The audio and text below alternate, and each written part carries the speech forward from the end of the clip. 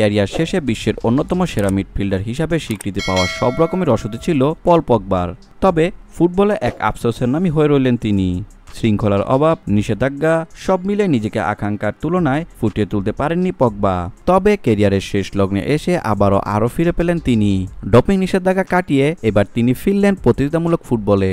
2024 সালে ফেব্রুয়ারিতে 4 বছরের জন্য পগবাকে নিষিদ্ধ করে ইতালির জাতীয় ডোপিং বিরোধী ট্রাইব্যুনাল। সেটা কার্যকর হয় অবশ্য আগের বছরের সেপ্টেম্বর থেকেই। ইউভেন্টাসে থাকা অবস্থায় এই নিষেধাজ্ঞা পড়েন তিনি। এরপর ফুটবলের বাইরেই ছিলেন। এবার ফরাসি ক্লাব মোনাকোর ফ্রি এজেন্ট হিসাবে যোগ দিয়েছেন। 32 বছর বয়সী এই ফুটবলারের সঙ্গে 2 বছরের চুক্তির কথা শনিবার জানিয়েছেন মোনাকো। শাস্তি কমে আসায় গত মার্চে নিষেধাজ্ঞা শেষ হয় পগবার। ইউভেন্টাসের সঙ্গে তার চুক্তির মেয়াদ ছিল 2026 সালের জুন পর্যন্ত, কিন্তু গত নভেম্বর পারস্পরিক সমঝোতায় তার সঙ্গে চুক্তি শেষের ঘোষণা দেন ইতালিয়ান ক্লাবটি।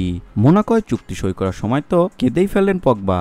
ভিডিওটি দেখার জন্য অসংখ্য ধন্যবাদ। নিত্য নতুন এমন ভিডিও পেতে হলে আমাদের চ্যানেলের সঙ্গেই থাকুন, সাবস্ক্রাইব করুন, ভালো লাগলে অবশ্যই লাইক করুন। ভিডিও সম্পর্কে যে কোনো মন্তব্য করতে পারেন আমাদের কমেন্ট বক্সে। ধন্যবাদ।